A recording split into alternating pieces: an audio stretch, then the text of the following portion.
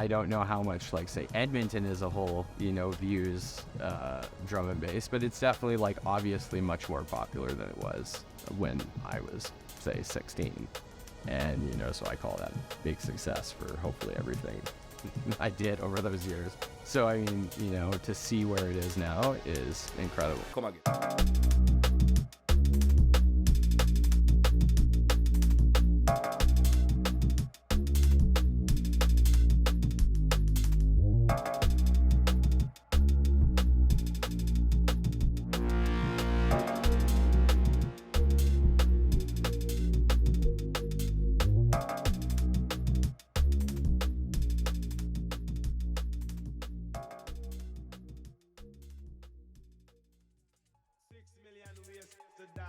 Choose one. 6 million ways to die. 6 million ways to die. But drum and bass, even no matter what I'm doing, like, that's not drum and bass, like, drum and bass is still, like, weirdly primary in, like, the way I write, the way I think about, like, any of my favorite music, even stuff that's not drum and bass. Like, half the reason I love it is because there's some element that reminds me of all the things I love about drum and bass, and so, the slight differences in form and tempo, like, kind of, like, disappear sometimes, and it's like, this is still just kind of drum and bass, but it might be house music or something like that, or techno or whatnot. And so it's kind of, like, become my, like, it's like the lens that I view, all my other favorite music through, in a way, good or bad, whether that is.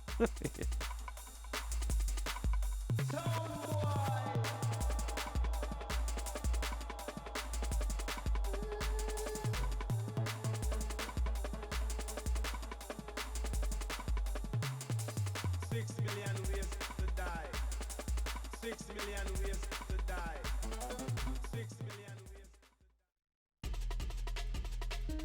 Well, yeah, drum and bass in Edmonton has sort of, I've always, with the parties we threw and just always, I was always feeling like a bit of a drum and bass evangelist, amongst my friends, especially if, like, we all liked going to parties, but, they want to be in the house room or the trance room, and, I was like, no, come over here to the drum and bass room. And so I always did feel that it was a bit of an ugly duckling, like, within the thing. But, and I'd like to think that now it has become a big, beautiful swan in a way, because it's sort of like, it's sort of found its popularity and it's found its audience. It was, we had a lot of big successes, in those early days, but, our goal was always to sort of evolve from, or certainly my goal in a big way was try to evolve out of what was, our early look at things, which was, bring in big artists from out of town, the artists that we loved, but, that was kind of the way you could expose people to more of the music. And I always wanted to, develop more of a local scene, where people were not just DJing music that we're buying from the UK or the US, that were, writing our own tunes, hopefully playing, a lot of our own music in our DJ sets and things like that. And we've kind of slowly reached that point in a lot of ways. Like, there's, like, a lot of, really good drum and bass artists that have come out of Edmonton in the past, decade or so. And, I think we've had kind of a really vibrant scene in comparison to a lot of other places.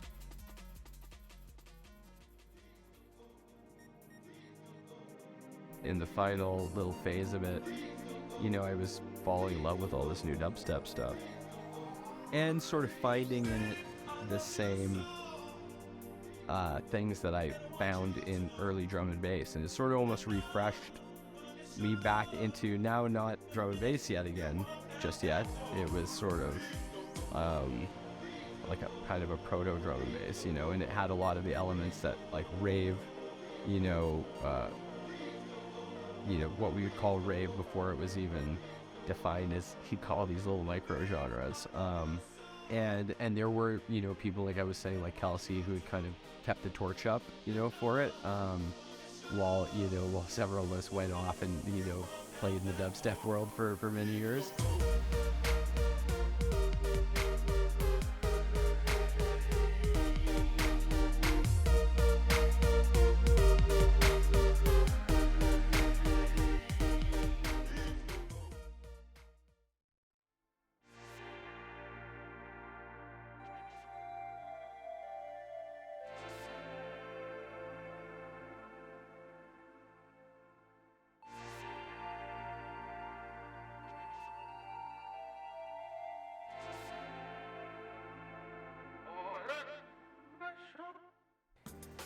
For me, I actually had the opposite occurrence, because I actually started off in dubstep and I went into drum and bass.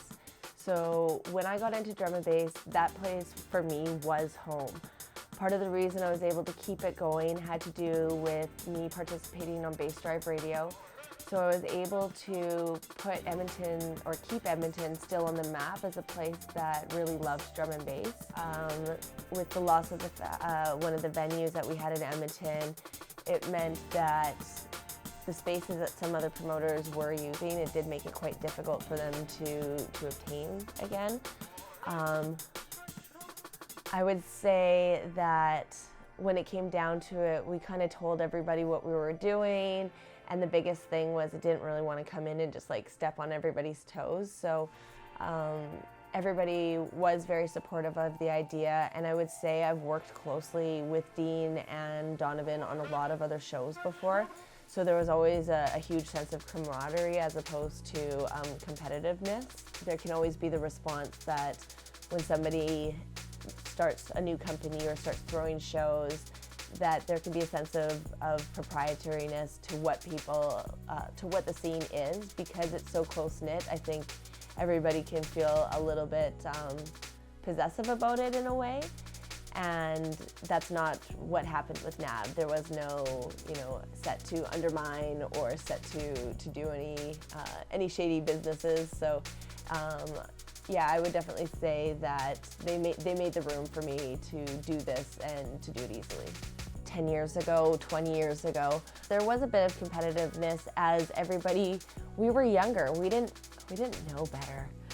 So there was always times where competitiveness would come out in the early days, but I find that, we've all been doing this for so long that we have risen above what the competition is and are really just recognizing that it's for the love of the music, not having more drum and bass is never a bad thing. So when I see somebody throw a show that I'm not throwing that's drum and bass, I want to go to that because it means, one, I don't have to work and I get to go and enjoy it.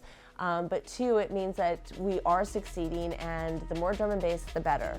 The Edmonton drum and bass community is quite unique. We have a lot of dedicated dancers. These people have been part of the scene for quite some time, and it's more like a family as opposed to just a party that you go to.